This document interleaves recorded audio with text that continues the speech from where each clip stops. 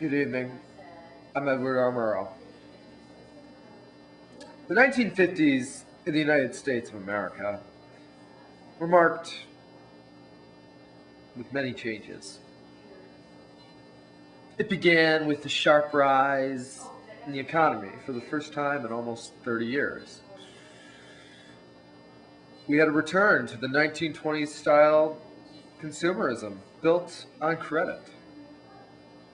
We also experienced the baby boom from returning GIs who went to college under the GI Bill.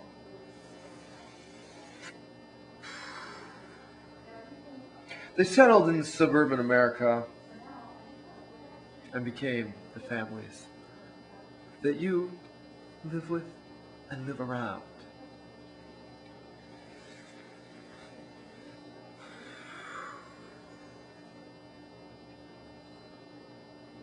It was at this time that most of the eternal conflicts that developed in earlier decades, like women's rights, civil rights, imperialism, and war, were relatively suppressed or neglected during this time, as a world returning from the brink hoped to see a more consistent way of life,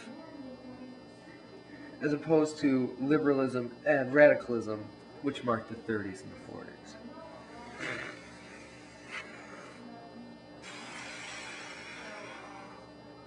The effect of suppressing social problems in the 50s would have a significant impact on the rest of the 20th century.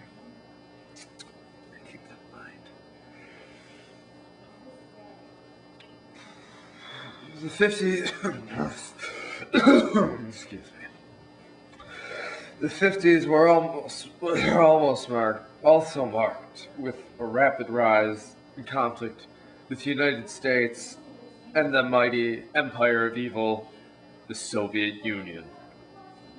And it would help heighten the Cold War to an unprecedented level, in which would include the arms race, the space race, and the impact at McCarthyism, and the Korean War.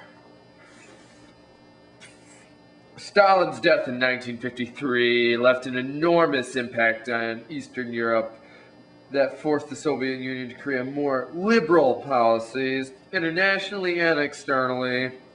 The rise of suburbia, as well as the growing conflict with the East, are the two generally accepted reasons for the conservative domination of the decade.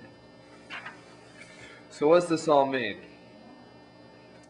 Well, it means that all the problems we face today, all the civil rights, all the problems we have on our home front, stem back from reluctance to do anything in the 1950s. But really, who could blame? How can you blame Harry Truman or Ike? You can't. They were trying to do what they felt was best for their country. Imagine, you just came back from the brink of almost total annihilation. Now, in your hands is the power to destroy the world with the atom bomb.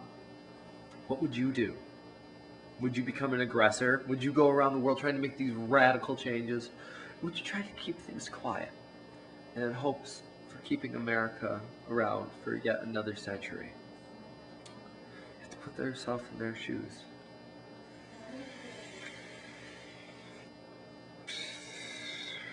The decade also featured the rise of a popular form of entertainment. I don't know if you kids are familiar with it, but we like to call it television.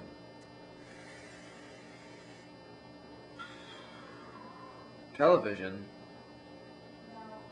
changed the entire faith. I would not be speaking to you without the aid of the television right now. It changed America from a group of barbecue-loving, baseball-playing, suburban, happy people into society of zombies and television drones. All of a sudden, people who could be funny, looked handsome on the screen, could make vast amounts of money, vast amounts of money, just by going on television and talking, and promoting Camel's brand new cigarettes. I'm a 2-pack a day man myself, but ever since I started smoking, and before I started smoking Camel, I had many respiratory problems, and the wife didn't like my breath. But ever since I started smoking the Camel, I'm clear sailing, and the wife likes the breath just fine. Smoke Camel, friends. God, I love nicotine. We also saw the uprise in people, of the youth.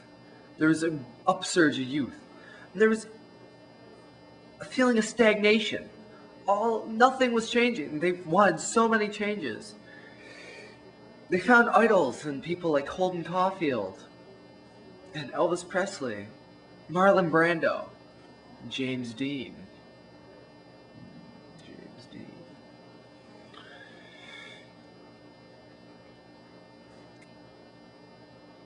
All in all, accumulated into what we like to know as the 50s.